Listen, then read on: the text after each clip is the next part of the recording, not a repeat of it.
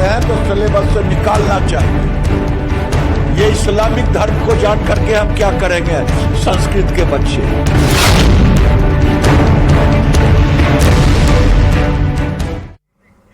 तो चलिए अब खबरों को जानते हैं विस्तार से। और सबसे पहले बात शिक्षा विभाग के एक और कारनामे की। सुर्खियों में रहने वाला विभाग का शिक्षा विभाग, अगर बिहार की बात की जाए तो एक और कारनामे से सुर्खियों में इस वक्त आ चुका है। बिहार के सरकारी स्कूलों में संस्कृत की परीक्षा के प्रश्न पत्र में इस्लाम से जुड़े हुए 10 सवाल पूछे गए हैं, जिस पर सियासत तेज है। केंद्रीय मंत्री गिरिराज सिंह ने एक बार फिर से बिहार के शिक्षा विभाग पर सवाल उठाते हुए सोशल मीडिया प्लेटफॉर्म एक्स पर परीक्षा का प्रश्न पत्र ही पोस्ट कर दिया और उस पर लिखा कि बिहार में संस्कृत का भी इस्लामीकरण हो गया है। बिहार के सरकारी स्कूलों में संस्कृत की परीक्षा में इस्लाम से जुड़े हुए 10 सवाल पूछे गए हैं, जिसे लेकर गिरिराज सिंह ने बिहार और शिक्षा विभाग पर सवाल उठाया है। 9वीं कक्षा के संस्कृत का यह प्रश्न पत्र है, जिसे आप देख पा रहे होंगे स्क्रीन पर, जो 26 अक्टूबर को सरकारी स्कूलों को दिया गया। इस संस्कृत के सवाल में ज्यादातर सवाल इस्लाम और मुसलमानों के त्योहारों से जुड़े हुए पूछे गए, जिसे लेकर केंद्रीय मंत्री गिरिराज सिंह ने सवाल उठाया और कहा कि बिहार में संस्कृत का इस्लामीकरण हो गया है, क्योंकि संस्कृत के सवाल में संस्कृत और सनातन के ज्यादा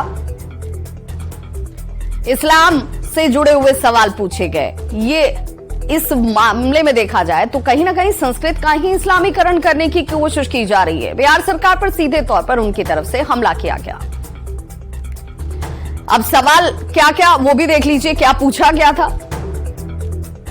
ईदगाह क्या होता है, ये पहले पूछा गया, ये भी एक सवाल था।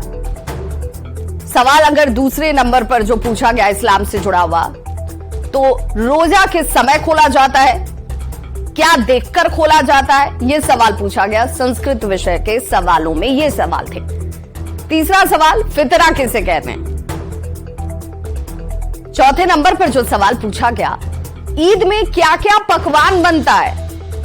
इसी पर गिरिराज सिंह सवाल उठा रहे कि भाई ये सवाल का जवाब संस्कृत विषय से तो कोई ताल्लुक ही नहीं है। पांचवा सवाल, ईद कैसा पर्व है।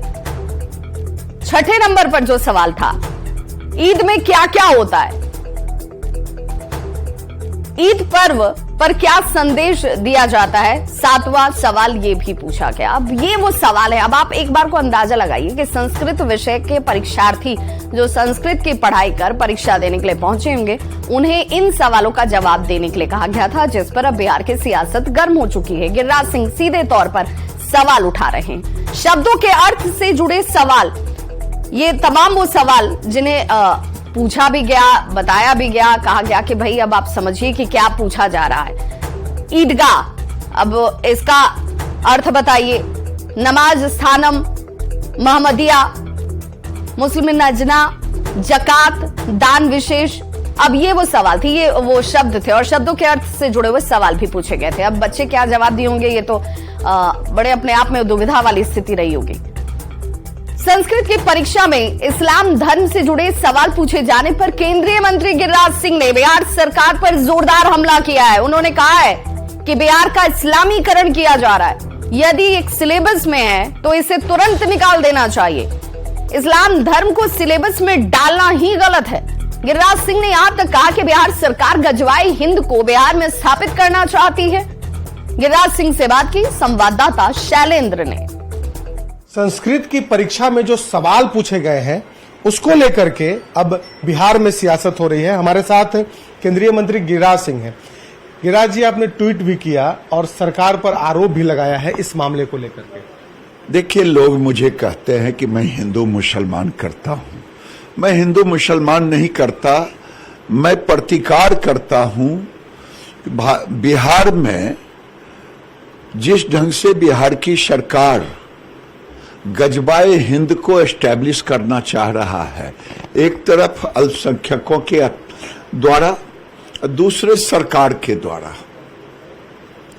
अब संस्कृत के प्रश्न में पूछा जाए कि इफ्तार में कौन कौन पकवान होता है, तो मैं तो समझता हूं अंधेर नगरी चौपट राज, टके सिर भाजा टके सिर खाजा। पता नहीं कौन है उस बोर्ड के चेयरमैन, मैं नहीं जानता, लेकिन ये क्वेश्चन बताता है कि बिहार की सरकार बिहार में इस्लामीकरण संस्कृत को कर रहा है। संस्कृत को करने का मतलब है सनातन के हिंदू समाज के पूरे सांस्कृतिक धरोहर को इस्लामीकरण कर देना।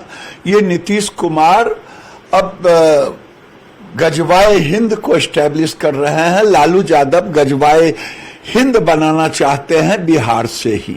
बिहार के हिंदुओं को आज जो गजवाए हिंद किया जा रहा है, संस्कृत का इस्लामीकरण किया जा रहा है, इसके खिलाफ एकजुट होकर के आवाज उठानी चाहिए। लेकिन बोर्ड के अध्यक्ष का कहना है कि जो सवाल पूछे गए वो सिलेबस से, और सिलेबस में बताया जाता है एक दूसरे धर्मों के बारे में। सिलेबस में बताया जाता है, अपने धर्म का तो महाराणा प्रताप को बताए नहीं गएंगे हमारे पूर्वज कौन थे। और सिलेबस में अगर बता रहे हैं तो सिलेबस से निकालना चाहिए। ये इस्लामिक धर्म को जान करके हम क्या करेंगे संस्कृत के बच्चे। अगर आपने तय ही कर दिया है तो लिख दो कि मैं जब तक रहूंगा तब तक बिहार में इस्लामीकरण किए बगैर ये सरकार चैन नहीं लेगी, क्योंकि इस्लाम का वोट मुझे लेना है। हमारे साथ गिरिराज सिंह थे, जिनका साफ तौर पर आरोप है कि बिहार का इस्लामीकरण किया जा रहा है। कैमरा पर्सन सुबोध के साथ शैलेंद्र, न्यूज 18 पटना। तो गिरिराज सिंह ने सीधे तौर पर यह कह दिया कि बिहार के इस्लामीकरण करने का प्रयास जो है इस वक्त किया जा रहा है, और गजवाए हिंद बनाने का प्रयास जो है वो करती हुई सरकार नजर आती है। संस्कृत की परीक्षा में इस्लाम धर्म से जुड़े हुए सवाल पूछे जाने पर बिहार की सियासत इस वक्त बेहद गर्म है। इस पूरे मामले पर संस्कृत शिक्षा बोर्ड के अध्यक्ष भोला यादव ने कहा कि परीक्षा में जो सवाल पूछे गए थे वो तो सिलेबस के अनुसार ही पूछे गए। सिलेबस में ही सभी धर्मों के बारे में पढ़ाया जाता है। सिलेबस के जरिए सभी धर्म के बारे में बच्चों को जानकारी दी जाती है। अब ये सवाल उठने लगा है कि इस तरीके से जो परीक्षा हुआ उसमें सवाल क्यों पूछे गए। हमारे सिलेबस में सभी धर्मों के बारे में बातें लिखी गई है। खास करके जो हिंदू धर्म के बच्चे हैं, क्योंकि संस्कृत ज़्यादा हिंदू धर्म के ही बच्चे पढ़ते हैं। वैसे तो अभी के समय में मुसलमान बच्चे भी ये संस्कृत बोर्ड से एग्ज़ाम दे रहे हैं, मध्यमा का परीक्षा दे रहे हैं। मैं आपको बताना चाहता हूं, जो हमारे सिलेबस में पूर्व से ही सभी धर्म, खास करके इस्लाम के बारे में, बौद्ध के धर्म के बारे में, ईसाई धर्म के बारे में, क्योंकि हमारा जो देश है वो सर्वधर्म समभाव का देश है, तो एक दूसरे धर्म के बारे में सिलेबस के माध्यम से हम बच्चों को बताते हैं। जो हमारा जो ईसाई धर्म क्या है, इस्लाम धर्म क्या है, बौद्ध धर्म क्या है, और भी कई धर्मों के बारे में बताते हैं। क्योंकि हिंदू बच्चे ज़्यादा इसमें पढ़ते हैं तो हिंदू के बारे में तो जानते हैं, हिंदू धर्म के बारे में, लेकिन और धर्म के बारे में नहीं जानते। तो ये सिलेबस का पार्ट है और उसमें बताया जाता है जो 1 महीने का रमजान क्यों रखा जाता है, उसमें इबादत कैसे की जाती है, और भर दिन उपवास क्यों लोग रखते हैं। उससे ये साल के अंत में इस्लाम में जैसे कि दिया गया है, जो कुछ पैसे निकाल करके गरीबों में दान किया जाता है, ये सिस्टम उसमें है। तो कुछ जो जानकारियां हैं वो बच्चे को दी जाती है सभी धर्म के बारे में, जिससे कि बच्चे ये जान सकें जो हमारे धर्म के अलावा जो और जो धर्म है उसमें क्या क्या खासियत है, क्या क्या अच्छी चीजें हैं, उस चीज को बताया जाता है। लेकिन भाजपा का आरोप है कि अब बिहार में जो सरकार है वो संस्कृत का इस्लामीकरण कर रही है। ये कहीं न कहीं जो लोग ये बातें करते हैं, भारतीय जनता पार्टी के लोग में के चश्मा में शायद लगता है भारत का संविधान नहीं है, उनके पास मनुवाद का संविधान है। यदि भारत का संविधान रहता तो भारत के संविधान में साफ शब्दों में लिखा गया है कि हम सभी धर्मों का सम्मान करते हैं। तो बिल्कुल हमारे साथ भोला यादव थे, जिनका साफ तौर पर कहना है कि जो भी सवाल पूछे गए हैं वो सवाल सिलेबस में है, और बिहार में जो सरकार है वो सर्वधर्म समभाव की बात करती है। कैमरा पर्सन सुबोध के साथ शैलेंद्र, न्यूज 18 पटना। मुंगेर में भी स्कूलों में मासिक स्तर पर जांच परीक्षा में संस्कृत का प्रश्न पत्र विवाद का विषय बन चुका है। दरअसल संस्कृत के प्रश्न पत्र में इस्लाम धर्म से जुड़े कई प्रश्न पूछे गए थे। जानकारी के अनुसार 9वीं कक्षा के संस्कृत विषय की परीक्षा ली गई तो उसके पुस्तक में कुल 15 अध्याय हैं। किताब के 10वें अध्याय में एक चैप्टर ईद महोत्सव है और 26 अक्टूबर को संचालित संस्कृत की परीक्षा में इस एक अध्याय से कई वस्तुनिष्ठ लघु और दीर्घ स्तर के सवाल पूछे गए। ये प्रश्न पत्र सोशल मीडिया पर वायरल हो रहा है। बीजेपी विधायक प्रणव कुमार ने आरोप ये लगाया कि छात्रों के भविष्य के साथ तो खिलवाड़ किया जा रहा है, राज्य में माहौल बिगाड़ने का प्रयास किया जा रहा है। संस्कृत की परीक्षा में इस तरह के प्रश्न को शामिल नहीं करना चाहिए। बीजेपी विधायक ने संस्कृत की पाठ्य पुस्तक से इस अध्याय को हटाने की मांग की है। कि छात्रों को संस्कृत के परीक्षा में ये पूछना कि ज़कात क्या होता है, फिकरा क्या होता है, ईद कैसे मनाया जाता है, ईद में क्या पकवान होता है, ये संस्कृत के विद्यार्थियों को पूछना ये घोर अपराध है। मैं बिहार सरकार से पूछना चाहता हूं कि आपका मानसिक संतुलन खो गया है, बिगड़ गया है। आप इस तरह का प्रश्न पूछ के जो सांप्रदायिकता का नंगा नाच बिहार में खेलना चाहते हैं, बिहार को सांप्रदायिकता की आग में झोंकना चाहते हैं, इस्लामिक तुष्टीकरण जो करना चाहते हैं, बिहार को, बिहार के हिंदुओं को इस्लामीकरण करने का जो आपका षड्यंत्र है, उस षड्यंत्र को बंद करें।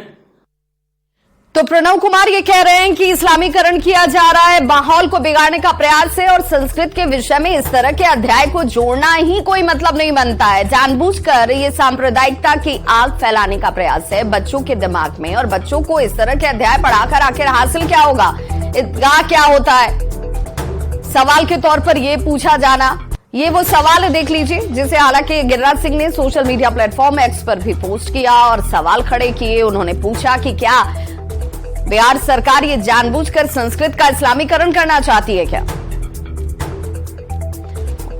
और ऐसे में इन तस्वीरों के साथ सवाल भी कई। हालांकि सीधे तौर पर भोला यादव ये कहते हैं कि भाई संविधान ये कहता है कि हर धर्म के बारे में जानकारी रखिए, हर धर्म के प्रति अपना प्रेम भाव रखिए और इसीलिए अध्याय जोड़ा गया है। संस्कृत के विषय में एक अध्याय, 11 अध्याय और 11 अध्याय में एक अध्याय जो है वो ईद पर्व है और इसीलिए उस अध्याय से ये सवाल पूछे गए थे। अब सवाल पूछे गए तो बच्चों ने उसका जवाब भी दिया होगा। इसमें राजनीति करना या राजनीतिक चश्मे से इसे देखने की जरूरत नहीं है। उन्होंने सीधे तौर पर बीजेपी के ऊपर ही आरोप लगा दिया कि सांप्रदायिकता के चश्मे से ये लोग देख रहे हैं। बच्चों के दिमाग में इस तरह की बातों को डालना ही अनुचित है। बेगूसराय, औरंगाबाद और छपरा में हुई हिंसा पर पुलिस मुख्यालय पैनी नजर बनाए रखे हुए है। डीजे पुलिस मुख्यालय का यह दावा है कि सभी जगहों पर सख्त कार्रवाई की जा रही है। उपद्रवियों की पहचान कर उन्हें गिरफ्तार किया जा रहा है। सीसीटीवी फुटेज के जरिए उपद्रवियों की पहचान की जा रही है।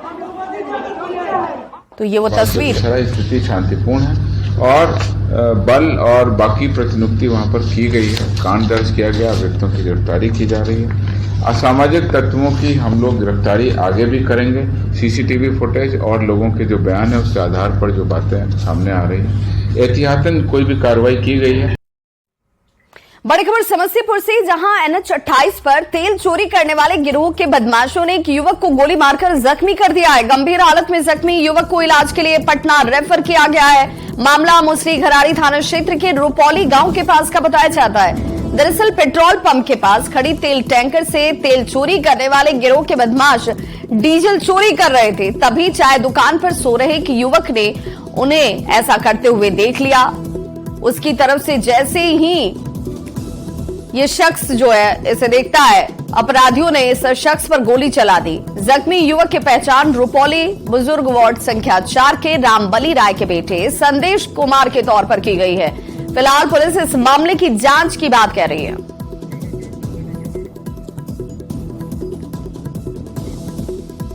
और शराब तस्करी के नायाब तरीके, तस्कर जो है वो किसी भी सूरत में तस्करी करना चाहते हैं और इसीलिए नायाब तरीकों का इजाद भी किया जा रहा है। सिवान में शराब तस्करी के ऐसे तरीके का खुलासा हुआ जिसे देखकर आप भी हैरान रह जाएंगे। उत्पाद विभाग की टीम ने 2 ऐसी ऑटो को जब्त किया जिसमें जगह जगह शराब छिपा कर रखी गई थी।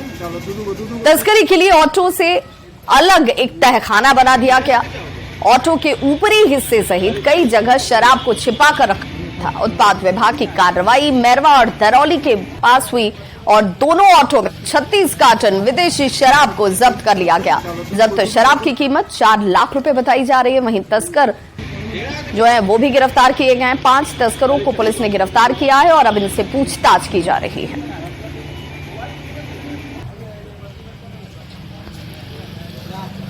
शराब की तस्करी की जा रही थी। विशेष अभियान के तहत इन दोनों टेम्पो को जब्त किया गया, जिसमें कुल 36 पेटी शराब जब्त हुई है और कुल 5 व्यक्तियों की गिरफ्तारी इसमें हुई है। शराब खेप कहाँ से लाई जा रही है? शराब की खेप यूपी से लाई जा रही थी। जो बिहार के बॉर्डरिंग दुकानें हैं यूपी में, वहां से लाई जा रही थी। और बड़ी खबर दानापुर से, जहां फुलवारी शरीफ पुलिस ने दूसरे धर्मों पर आपत्तिजनक टिप्पणी करने वाले एक यूट्यूबर को गिरफ्तार कर लिया है। गिरफ्तार यूट्यूबर का नाम मेहताब हुसैन है, जो मूल रूप से पालीगंज का रहने वाला है। तो आपत्तिजनक टिप्पणी दूसरे धर्म को लेकर कर रहा था, जिसे लेकर अब कार्रवाई की गई है। दानापुर से ये बड़ी खबर।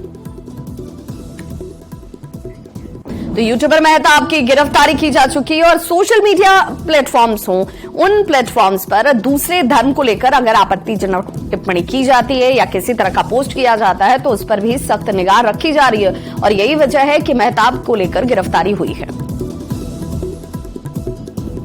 विभिन्न सूत्रों से यह सूचना प्राप्त हो रही थी कि फेसबुक, व्हाट्सएप एवं अन्य सोशल मीडिया के माध्यम से किसी व्यक्ति द्वारा किसी विशेष समुदाय के विरुद्ध आपत्तिजनक टिप्पणी की गई है, जिससे न सिर्फ लोगों की भावनाएं आहत हो रही हैं बल्कि उस किसी धर्म का अपमान भी हो रहा है। सूचना के संज्ञान में आते ही वरीय पुलिस अधीक्षक के निर्देश में एक टीम का गठन किया गया तथा गठित टीम के द्वारा 12 घंटे के अंदर उस व्यक्ति को गिरफ्तार किया गया। व्यक्ति के साथ उस मोबाइल को भी जब्त किया गया, जिसके माध्यम से वैसी आपत्तिजनक वीडियो को वायरल किया गया था। और सूत्रों के हवाले से इस वक्त बड़ी खबर आ रही है, नियोजित शिक्षकों को राज्यकर्मी का जल्द दर्जा मिल सकता है। नई शिक्षक नियमावली का ड्राफ्ट अंतिम रूप से तैयार किया जा रहा है। राज्य के 4.25 लाख नियोजित शिक्षकों को इसका सीधा लाभ मिलेगा। नियोजित शिक्षक और लाइब्रेरियन दोनों को राज्यकर्मी का दर्जा मिल जाएगा। कैबिनेट से पहले 2 नवंबर की तारीख बताई जा रही है, जब उम्मीद ये जाहिर की जा रही है कि इसकी घोषणा की जा सकती है। गांधी मैदान में सीएम नीतीश कुमार इसे लेकर घोषणा कर सकते हैं, राज्यकर्मी की घोषणा। ये जानकारी इस वक्त सामने आती हुई 3 नवंबर को कैबिनेट में भी प्रस्ताव पर मोहर लगने की संभावना है। यहां पर सक्षमता परीक्षा पर भी राज्यकर्मी का दर्जा उन्हें मिल पाएगा और बिहार विद्यालय परीक्षा समिति को परीक्षा लेने की दी गई है जिम्मेवारी।